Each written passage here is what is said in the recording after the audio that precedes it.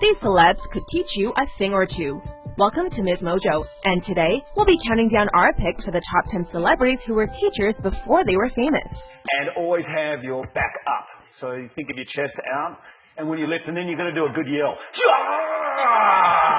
Before we begin, we publish new videos every day, so be sure to subscribe for more great content.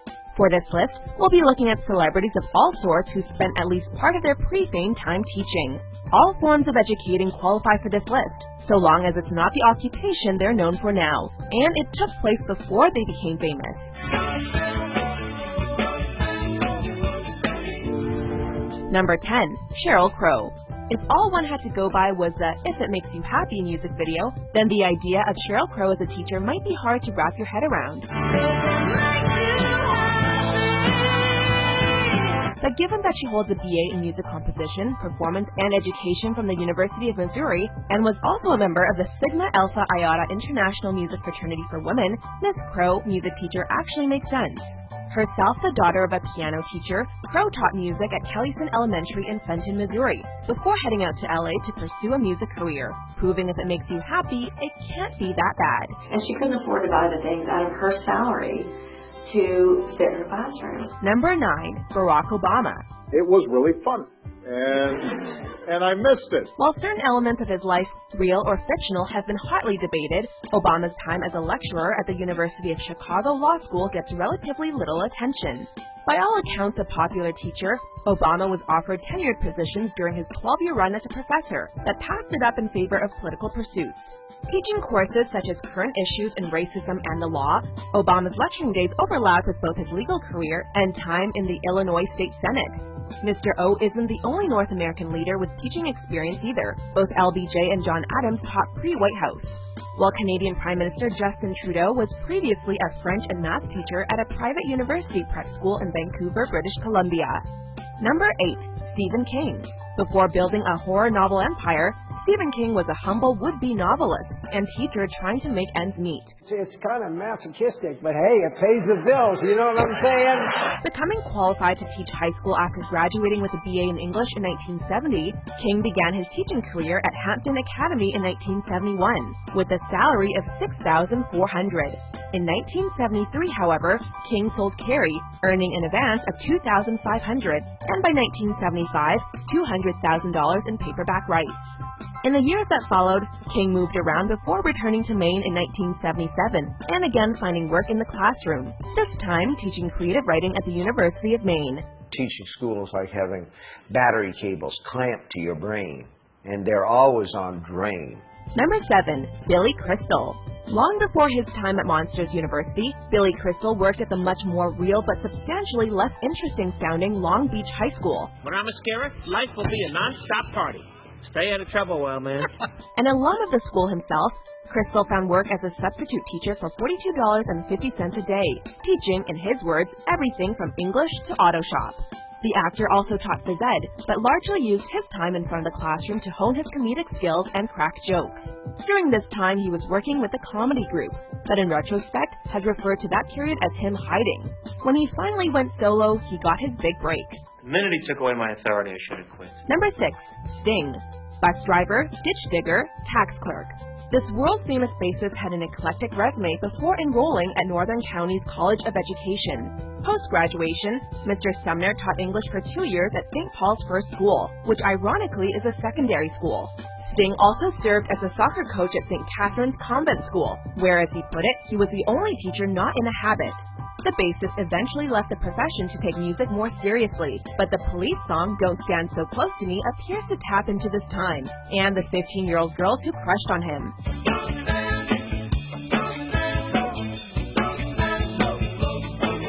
Number 5. Jon Hamm. I didn't say I was a good teacher. Everyone's favorite day drinker's educational stint may not have lasted long, but with at least 2 of his former students themselves finding the limelight, he must have been doing something right. Returning to his alma mater, John Burroughs School in Missouri, Hamm taught both the unbreakable Ellie Kemper and House of Cards creator Beau Willimon. Per Kemper, Hamm taught improv and was distractingly handsome, and unsurprisingly quite popular with female students. During this time, Pam also struck up a friendship with Paul Rudd, and that friendship in part led to the eventual Don Draper trading in St. Louis for LA in 1995. Kids see the giant bowl of cereal and they smile because, you know, they'd eat a box of it if they could. Number 4. Mr. T. If Mr. T had to pity every fool who didn't know he used to teach gym, he'd never get anything else done. Your brother Donnie believed in me when I was a kid in trouble, and now I believe in you. But as so little is known about T's tenure, a fool could almost be forgiven for their ignorance. What is known is students likely called him Mr. Tiro, as he didn't legally change his name to Mr. T until 1982.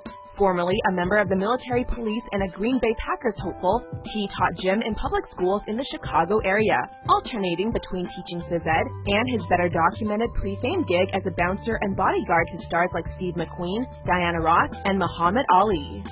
Number 3. Gene Simmons. I taught 6th grade in Spanish Harlem. Armed with a Bachelor of Education degree, Gene Simmons seemed destined to a long career of summers off, topped with a nice tidy pension plan. However, it was not to be. Lasting around 6 months as a 6th grade teacher in New York City's Spanish Harlem, Simmons claimed teaching made him realize he wanted an audience and stage larger than a school could provide him. Mind you, it's also been rumored that he was fired for swapping out Shakespeare for Spider-Man comics, which, if true, proves that he was too cool for school anyways.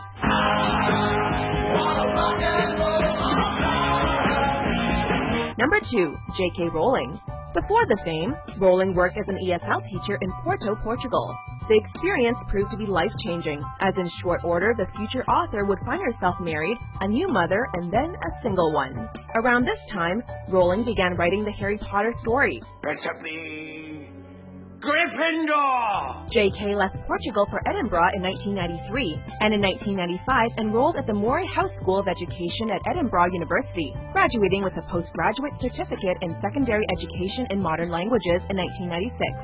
She may very well have returned to teaching with it, had she not received an advance for her first book that very same year. I was 25 when I had the idea. Before we unveil our top pick, here are a few honorable mentions. But Andy, my class is the 5th grade.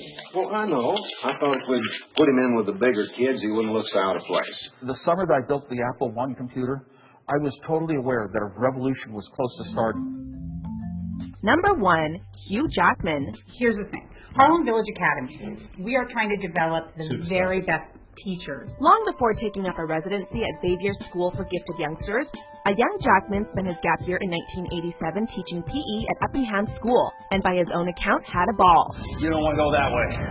Trust me. The actor, always a class act, apparently kept in touch with some of his students, and later said he'd hope to return. Jackman finally did visit in 2012, while filming Les Miserables. You say this man denies it all and gives no sign of understanding or repentance. However, his gym teaching past didn't really get mainstream attention until an odd red carpet interview wherein he recognized reporter Rollo Ross as one of his former students, and hilariously shifted the conversation to physical fitness. You know what makes me angry, Rollo? You know, students who don't really listen. No, it's the kind of student who don't bring their kit. You know, the kind of students who don't jump in the pool and I tell them to jump in. That's what makes me angry, Rollo. Do you agree with our picks? Check out these other great clips from Ms. Mojo and subscribe for new videos every day.